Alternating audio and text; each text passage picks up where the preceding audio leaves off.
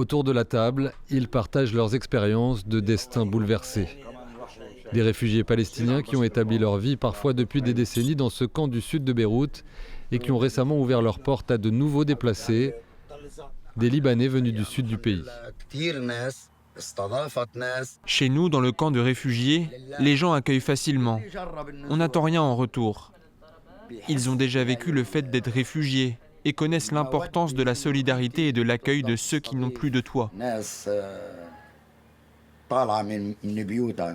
Ici, dans le camp de Mar Elias, Ibrahim et sa famille, originaires de Tebnine, au sud du Liban, ont trouvé un refuge temporaire.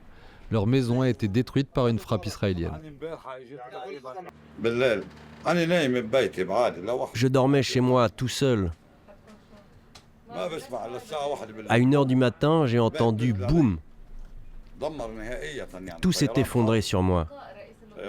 C'était complètement détruit. Ces frappes aériennes constituent des crimes. J'ai eu de la chance. J'ai eu quelques égratignures. Mais c'est tout le mur qui s'est écroulé sur moi. Les nouveaux arrivants s'installent dans les pièces laissées à leur disposition. Abou Hussein et sa famille, qui eux ont fui la banlieue sud de Beyrouth, s'entassent dans une chambre et s'estiment heureux d'avoir échappé au pire. Dans cette pièce, on dort à 5. On sort les matelas le soir pour dormir par terre.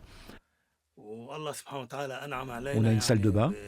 Nous avons de la chance par rapport à d'autres déplacés car on se sent chez nous. Les associations locales à l'intérieur du camp tentent d'apporter toute l'aide possible, mais les besoins augmentent face au nombre croissant de déplacés.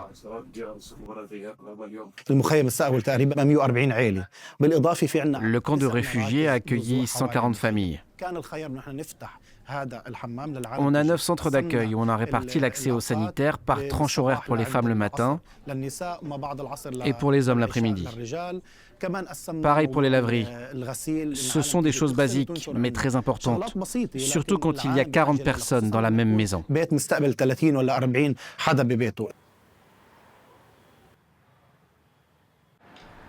Dans les ruelles du camp, les accents se mélangent, mais l'histoire est la même, la perte, la peur et l'attente. Ici, une vie provisoire se construit, placée sous le signe de la solidarité.